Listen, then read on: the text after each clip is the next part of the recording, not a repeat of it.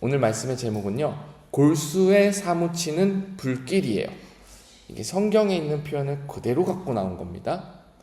근데 이 골수에 사무치는 불길이다라는 말이 무슨 말이냐면은, 불이 타는데 내 피부 바깥에서 불이 붙어서 타들어가는 것이 아니라 골수에 사무치는 불길이다.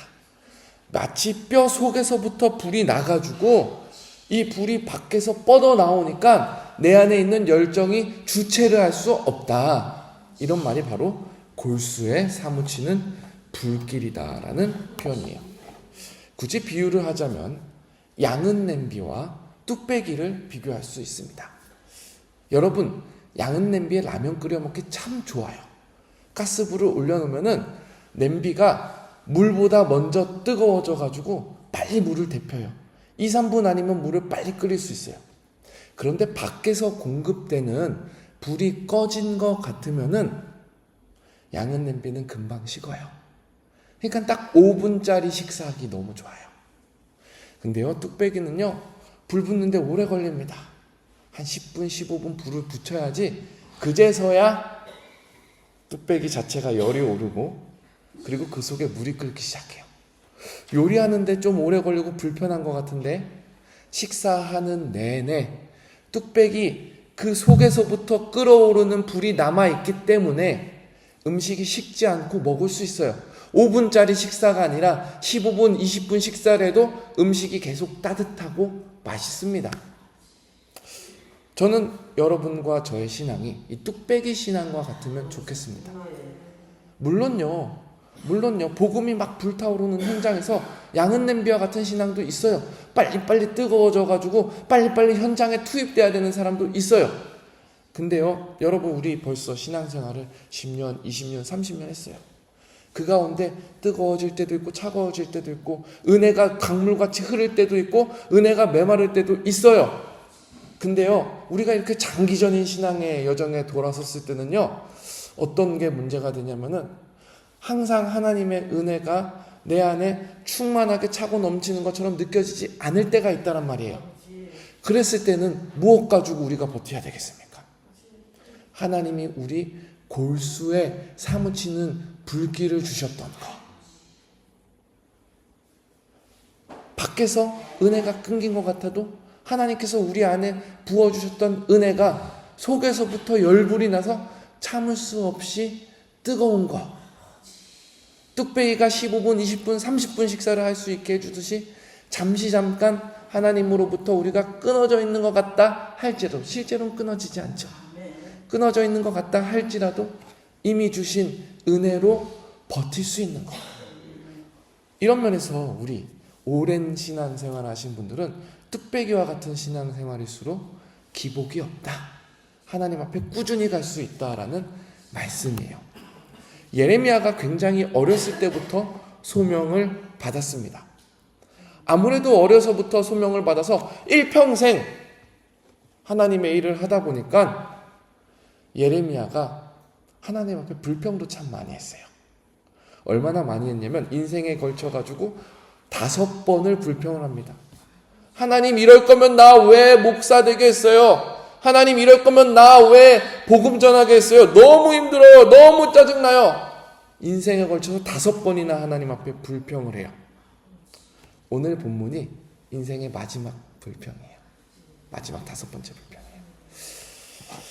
근데 여러분, 어제 우리 주일 오전 예배 설교로요, 예레미야 15장을 함께 나눴습니다. 근데 그 15장의 말씀 가운데 하나님께서 예레미야에게 어떤 약속을 주셨냐면은, 예레미야, 너와 함께 해가지고 성벽같이 하는데 흙성벽이 아니라 노스로 만든 성벽같이 하겠다. 그러니까 사람들이 너를 대적하고 핍박하고 복음을 전한다고 환난을 줘도 하나님의 예레미야와 함께 하시면은 흔들리지 않는, 불타지 않는, 썩어 무너지지 않는 노성벽과 같이 세우겠다. 이렇게 약속을 주셨어요. 근데 아무래도 예레미야는 하나님께서 약속하신 말씀을 처음부터 100% 이해했던 건 아닌 것 같아요. 왜냐하면 15장에 그런 약속을 받고 나서 17장에도 불평하고 20장에도 불평을 해요. 근데 특별히 오늘 20장에 불평을 할 때는 외부적인 핍박이 아주 거셀 때예요. 어떤 핍박이 있는지 우리 한번 읽어보도록 하겠습니다. 20장 1절 말씀입니다. 20장 1절 말씀이에요. 시작. 임멜의 아들 제사장 바스홀은 여호와의 성전의 총감독이라. 그가 예레미야의 이 예언함을 들은지라. 자, 예레미야가 19장에서 깨진 온기에 관해서 하나님의 심판에 관해서 설교를 해요. 근데 이 설교를 누가 들었다고요? 바스홀이라는 제사장이 들었어요. 근데요, 타이틀만 보면 은혜로운 사람이에요. 타이틀만 보면은 여호와 성전의 총감독이다. 하나님의 성전을 관리하고 책임지는 총감독을 맡은 제사장이다. 아주 은혜로운 직책을 갖고 있죠. 근데 이 제사장 바스홀의 이름을 보면은 아주 깜짝 놀랍니다. 여러분, 이 바스홀이라는 이름은요, 성경적인 이름이 아니에요. 이집트 신을 섬기는 사람들의 이름이에요. 이름의 뜻이 뭐냐면 이집트의 신에게 속한 사람입니다. 이집트의 신 호루스의 아들입니다 라는 뜻이 바스홀인 거예요. 근데 여러분, 너무 이상하지 않아요? 어떻게 성전을 감독하는 총감독 제사장의 이름이 이방신의 이름인가? 사실 우리가 이름을 지을 때는 태어나는 사람이 스스로 이름을 짓지 않아요. 아버지가 지어주든지 할아버지가 지어주든지 위에 있는 선친께서 지어주는 거예요. 그럼 무슨 말이냐? 이스라엘의 총감독, 제사를 총감독하는 제사장의 이름을 지은 아버지 제사장도 우상숭배에 쑥 빠져있는 사람이었다. 대대로 우상숭배하던 사람이 예루살렘 성전에서 한 자리 차지하고 있었다. 그러니까 이 바스홀이라는 제사장이 예레미야의 설교를 들을 때 마음에 들지 않는 거예요. 심판을 설교하니까. 하나님의 말씀을 제대로 가르치니까, 우상숭배를 깨부시라고 가르치니까 바스홀은 예레미야의 설교가 하나부터 끝까지 마음에 들지 않는 거예요. 그러니까 2절을 한번 봅시다. 이에 바스홀이 선지자 예레미야를 때리고 여호와의 성전에 있는 베냐민 문 위층에 목에 씌우는 나무 고랑으로 채워 두었더니, 때리고 가둬두고 모욕을 주고 아주 핍박이 거센 거예요. 너무 억울하지 않습니까? 예레미야 입장에서 너무 속이 타지 않습니까? 하나님의 사람이 하나님의 말씀을 하나님의 성전에서 선포했습니다. 근데 하나님의 성전을 관리한다는 자칭 하나님의 종에게 핍박을 맞고 매를 맞는데 어디서 맞아요? 하나님의 성전, 말씀이 선포되는 그 자리에서 매를 맞아요.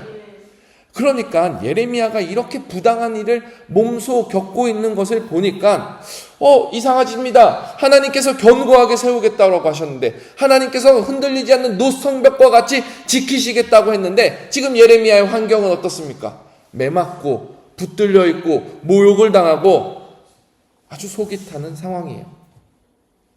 이 일이 끝나고 나서 예레미야가 하나님의 말씀을 받아서 바스홀을 저주했어요. 근데 그 저주는 지금 당장 일어나는 것도 아니에요. 먼 훗날 언젠가 일어날 것이다 라는 저주예요. 그러니까 이 모든 일이 있고 나서 예레미야가 하나님한테 가서, 하나님, 나 너무 속상합니다. 하나님, 나 너무 억울합니다. 하나님, 나 너무 원망스럽습니다. 이렇게 말을 하는 거예요.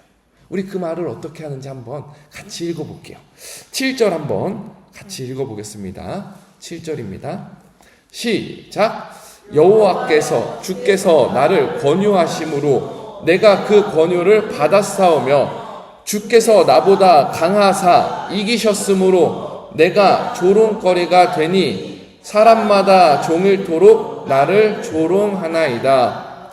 자, 예레미야가 조롱을 받은 거는 뭐 하다 받았어요? 하나님의 일 하다가 조롱을 받았어요. 근데 예레미야가 지금 뭐라고 말하냐면은, 하나님, 내가 왜 하나님 일 했는 줄 알아요? 하나님께서 나한테 일하라고 권유하셨잖아요. 내가 권유를 받는데 내가 그 권유를 뿌리치지 못할 정도로 강하게 권유하셨잖아요. 하나님이 나를 그렇게 억지로 붙들어 놓으셔가지고 하나님 말씀 전하게 하셨잖아요. 그러니까 내가 하나님 말씀 전하다가 지금 조롱거리 됐잖아요. 이렇게 불평을 하는 거예요. 우리 또 한번 8절을 한번 읽어볼게요. 8절입니다. 시작. 내가 말할 때마다 외치며 파멸과 멸망을 선포함으로 여호와의 말씀으로 말미암아 내가 종일토록 치욕과 모욕거리가 됨이니이다. 예레미야가 외치고 말할 때마다 하나님의 말씀을 잘 전할 때마다 치욕과 모욕거리가 됐는데 하루 종일 치욕과 모욕을 받았다라는 거예요.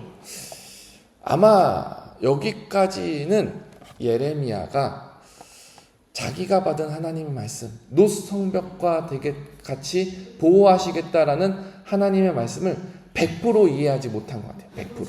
이게 무슨 말이냐면은 하나님 놋 성벽과 같이 하려면은 주변 환경 바꿔주셔야죠.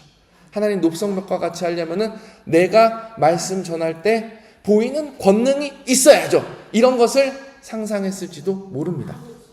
그런데요, 진짜 놋 성벽과 같이 하나님이 세우겠다라는 그 예언의 말씀이 예레미야도 모르는 사이에 이미 이루어졌다. 그게 9절의 예레미야의 고백에서 나옵니다. 여러분 7절 8절에서 예레미야가 어떻게 지금 불평했어요?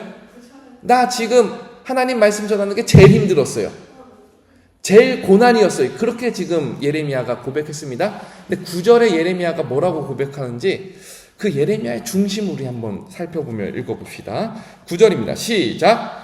내가 다시는 여호와를 선포하지 아니하며 그의 이름으로 말하지 아니하리라 하면 나의 마음이 불붙는 것 같아서 골수에 사무치니 답답하여 견딜 수 없나이다.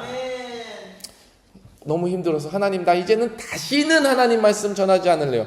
다시는 하나님의 일 하지 않을래요 하고 딱 뒤를 돌아보고 돌아서겠습니다. 하나님께 말하려고 하면은 예레미야가 뭐라 그래요? 자, 제가 읽어드릴게요.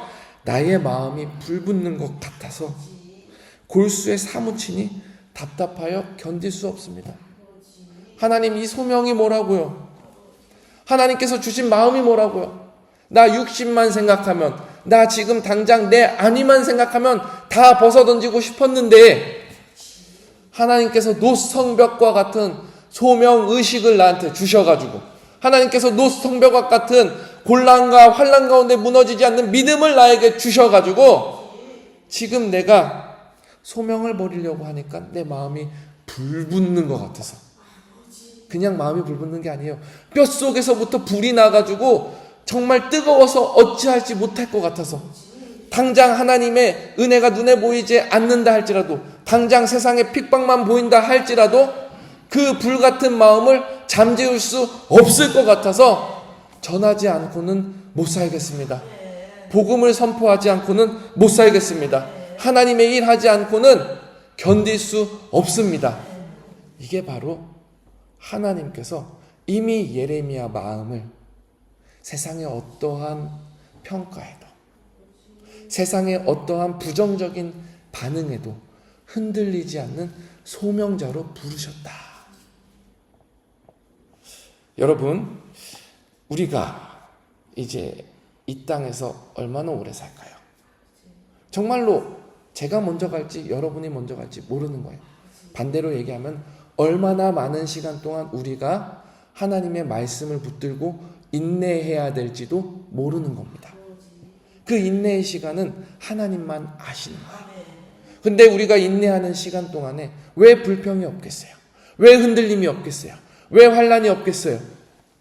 세상이 어떻게 변할 줄 알아요, 우리가? 근데 중요한 것은요, 하나님이 우리와 함께 하셔서 우리를 놋 성벽과 같이 견고하게 하실 겁니다. 우리의 마음을 붙잡으셔서 사단의 어떠한 시험에도 세상의 어떠한 유혹에도 우리를 흔들리지 않는 소명자로 붙들어 주실 거예요. 그때는요, 정말로 우리 마음이 불붙는 것 같아서 주님, 나 진짜 목숨 걸고 끝까지 충성하겠습니다. 사실 여러분 이미 이렇게 살고 계신 분들입니다. 우리에게 마음을 주신 분은 하나님이십니다. 우리에게 소명을 주신 분도 하나님이십니다. 그리고 그것을 이루어 가시는 분도 하나님이십니다. 사랑하는 여러분, 흔들리지 맙시다. 굳게 믿고 확신하며 나아가기를 주님의 이름으로 부탁드립니다. 우리 함께 기도하겠습니다.